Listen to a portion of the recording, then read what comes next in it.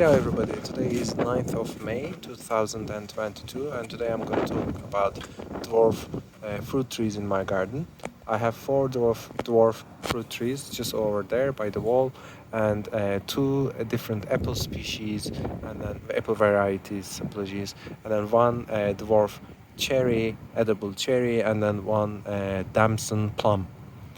I will go there and I will show them close.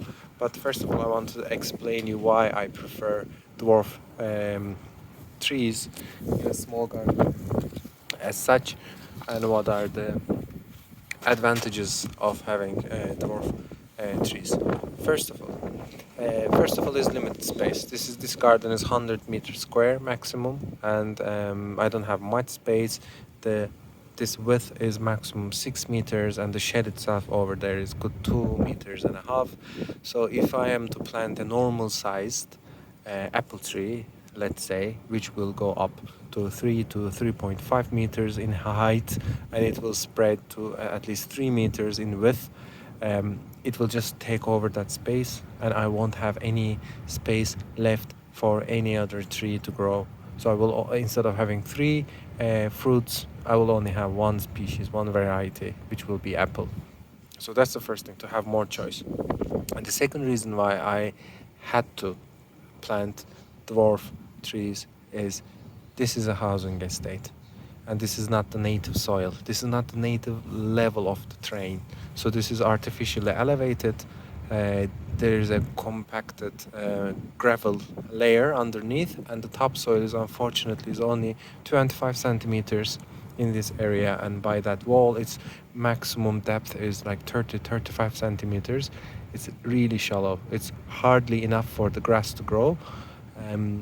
Of course, before planting each tree, I had to remove some of those stones one by one, like a miner, if you will. But even if I create that artificial bulb, a U-shaped bed for the plants, they won't be able to grow further out from that, because I just couldn't able to dug a bigger hole.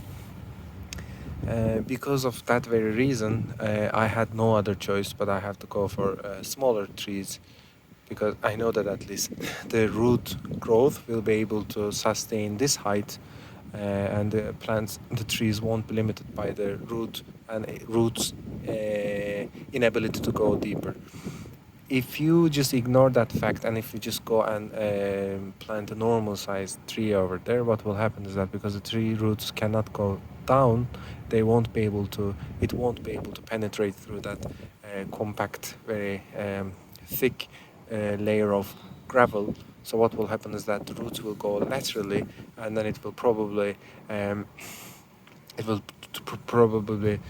push the topsoil, the sod, upwards, and it will just like crack, literally in a way, crack the lawn like a snake, and it will damage the fence over there and the shed over there, and the roots will be desperate to trying to find more space for the new growth. That's something I wanted to avoid. So this was the second reason. And the third reason why I prefer to have dwarf fruiting trees, is that, as you can see, I have a lovely view over there. I can see a grove. Let me stand up in more detail. So, because I don't need to create a wall of privacy, or I don't need to block an ugly view, I really didn't want to block that nice view, because I see wild birds, I see like migrating birds, I see the trees, and I understand the seasons, and they are really mature. Let me show you. They are really mature trees. In order not to block that view, of course, I didn't want to have a fruiting tree that is, say, 3 meters in height, which would be as this height, and it will directly block my view over there. So that's another selfish reason why I didn't want to have a big tree over there. And then the next reason why I prefer a smaller tree is that this is not a farm. I'm not producing, or I'm not cultivating land for profit or for commercial reasons. So I don't have the tools to climb. I don't even have a ladder to climb on a high tree and then just prune them and do the maintenance and then like spot the diseased branches, cut them down, or even harvest. I don't have the tools, I don't have the time, so a fruiting tree at my height works perfectly fine, because just as I stand on my feet, I will just go and pick the fruit, look at all the flowering buds, and like literally do everything I need to do with the tree without any help. It's convenient. So the next reason why I prefer dwarf apple tree or like plum tree and cherry tree is that this is a very northern location on planet Earth. It's Dublin, Ireland, and because it's so north, the sun, the angle of the sun is really low. For example, it's right now it's somewhere over there. What happens is that if I have a tall tree over there, like a 3 meters high, anything higher than that wall over there, back wall, which is 2 meters, what will happen is that if I have a tree like this, 3 meters in height, after 7, the sun will be just behind those trees over there in west, behind those trees in the park, and then that tree will block the sunshine that illuminates my kitchen in summertime. So the sunshine comes at premium in Ireland. We rarely, not rarely, but it's not so often. Let me put it that way. In winter time, the sun is so low that it hardly even touches the grassland, let alone going inside my house. But in summertime, in like literally in few months, I'm blessed with the sunshine going through the window and going back to the kitchen there. So I really don't want to block that nice, warm evening sunshine with a tree over there. But what I do is that instead of having one tall tree, I have 4. So like I provide maybe like equal benefit back to nature in terms of like pollination, oxygen production. The total volume of foliage would be the same. Maybe they add up. The next reason why I prefer to have dwarf fruiting trees is that you don't have to prune them. I already mentioned that because of height it's already convenient, but apart from that, because of the rootstock, they are less likely to branch out, and they are less likely to have branches you need to prune every now and then. It's very easy to maintain, and there's one exception there, the plum tree. I will explain you when I go next to it. Only you need to prune that.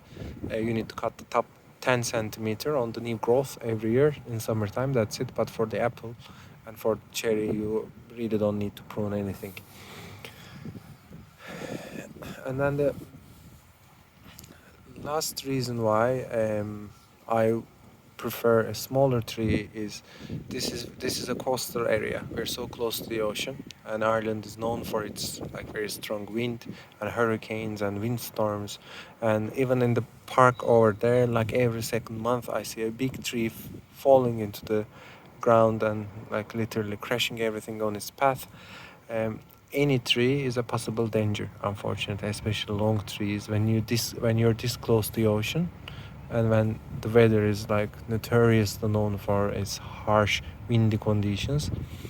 You need to make sure that it's stable. You need to prune it properly, otherwise it can fall on the shed, it can fall on neighbors, it can fall on the wall. Like, it's a big responsibility. So that's one thing I just like, every time there's a storm, maybe I will be anxious about that. So that's why smaller the tree, easier to maintain, and no risk for storms or like falling or falling. That's the other thing. I think that's it. These are the reasons. These are my reasons of having dwarf trees. One thing you should keep in mind is that because the rootstock is not so strong, the root is not so strong, and the tree itself is producing normal-sized fruits. So yeah, it's dwarf in size. The tree itself is dwarf, but the fruits are normal. Because of that, and it produces in huge volume. Because of that, the tree is sometimes unable to sustain its own weight, especially when the fruits are ripe and they ripen. So it's always a good idea to have a support, a stick next to it, and you can tie it up and make sure that the apple can support its own weight. Otherwise, it will tilt, it will fall, and it will crack in a windy day. This is an only issue for the apple, not for the plum. So what trees I have? So the first one is the Katy apple. This is from Scandinavia, especially from Sweden, and this is not a fertile apple. So it's a companion apple, which means you need to have another apple tree nearby, which flowers more or less on the same time. As you can see, it's easy to grow. It has good disease resistance. I never have to use pesticides, and the apples are ready in early September, and they keep nice and fresh till early October, and the fruits are bright red, juicy and refreshing, and it's an excellent pollinator. So it still has flowers. The last bits of them are left, but the climax of the flowering period was 2 weeks ago. It's still in flower. The other apple trees are still flowered, and they cross-pollinate at this stage. I'll go and I'll show them in a minute. And the second apple tree I have by the wall is called the Katy. I'm sorry, it's the Redwindsor. I think it's better and it's superior in taste and quality. This one, Redwindsor, and as a tree, it's more compact and it's more upward growing compared to Katy. Katy branches out laterally. This one, Redwindsor, goes up. It's more tidy. And then, as you can see, this one is self-fertile, so you don't even have to have a partner nearby apple tree. The bees will be able to pollinate it from one flower to another on the same tree itself. But nevertheless, I have two different varieties in the same garden, so it helps further. Even if it's fertile, if self-fertile, another companion plant helps further. It tastes like Cox. That's a local Irish apple. It's self-fertile. We said that it's disease resistant. That's the exact reason why I bought this. Frost hardy, like it happens, it fruits, it flowers in March, and all of a sudden you have a frosty night, but it wouldn't kill it. It's heavy cropping, yes, that's correct, and the fruit matures in late September. It's aromatic, it's juicy, and it's sweet, and it really tastes nice. It really is a good apple. This Redwindsor is. When I go there, I'll show you. So, and let's talk about the plum. By the way, I didn't mention with the apples, I think, before changing the topic. So both apples have M27 rootstock. It's probably Queen's. But what does it mean is that the root is coming from a small, let's say, Queen's variety, and then on top of that they graft the apple variety, and there's a union bulb between them.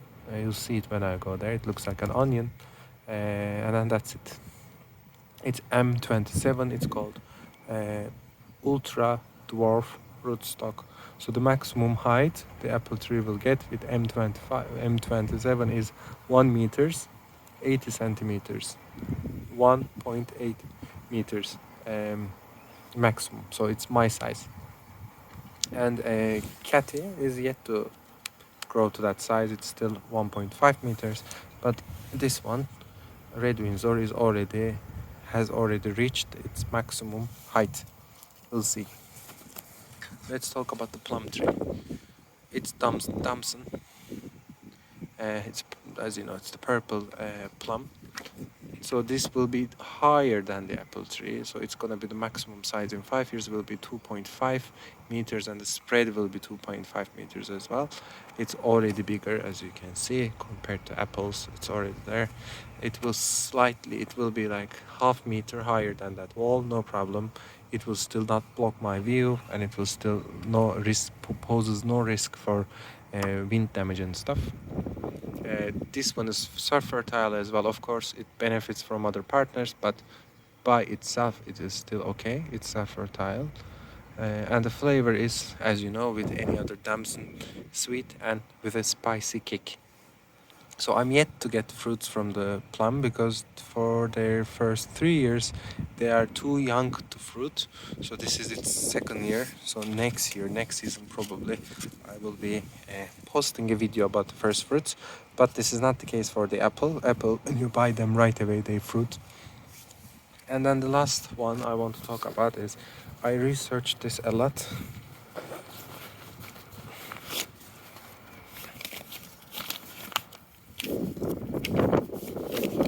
Just a minute.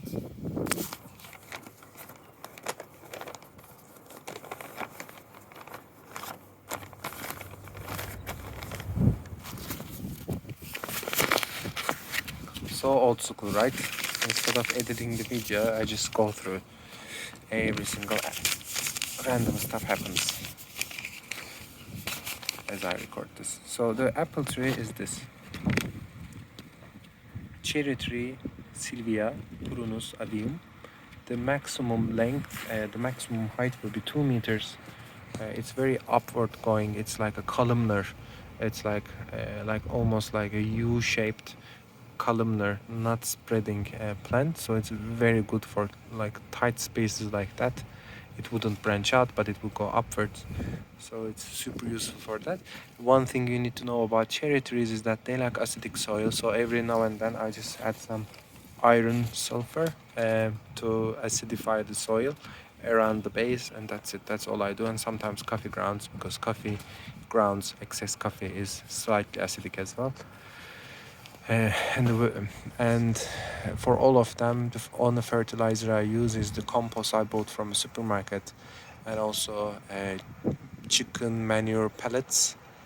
They are really high in nitrogen. They're organic and they just do well.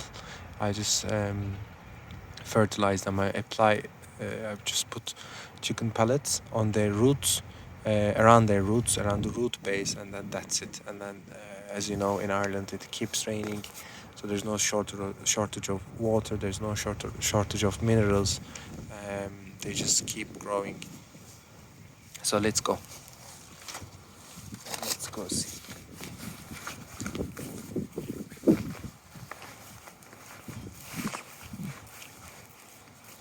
So this is the Sylvia cherry tree. This is its second year. It was really slow when I bought it. Now it's almost like 1 meter high. It's really healthy, and I really look forward to the flowers. This is the Katy apple tree. As you can see, the pollination is over, the fruits are forming. So many fruits on them. I just need to remove some of them because the plant won't be able to grow that many fruits. You're better off reducing the total number to 15. Currently probably there are 35, 40 fruiting buds on it. I need to remove some of them so that the plant has enough energy to grow them. Like this, you just need to remove them. And this is the plum tree, Damson. Really healthy.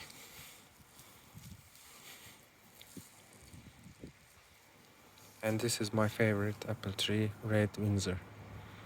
The flowering period is over. Again, it has so many fruits forming on them. So I just need to reduce the number. And this is the support. As you can see, it's quite feeble. It's not as strong, so without the supporting stick, it will break in the middle. And I already mentioned you the union bulb for the graft. So under this layer you have the M26 rooting stock, which determines the height in the end, and this part is the original stem for this variety, Redwindsor, and this is the joining part.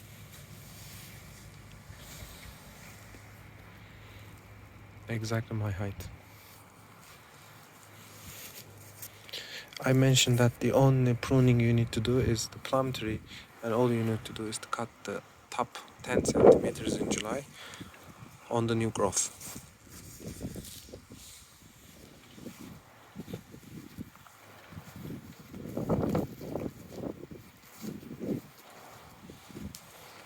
Thanks for watching.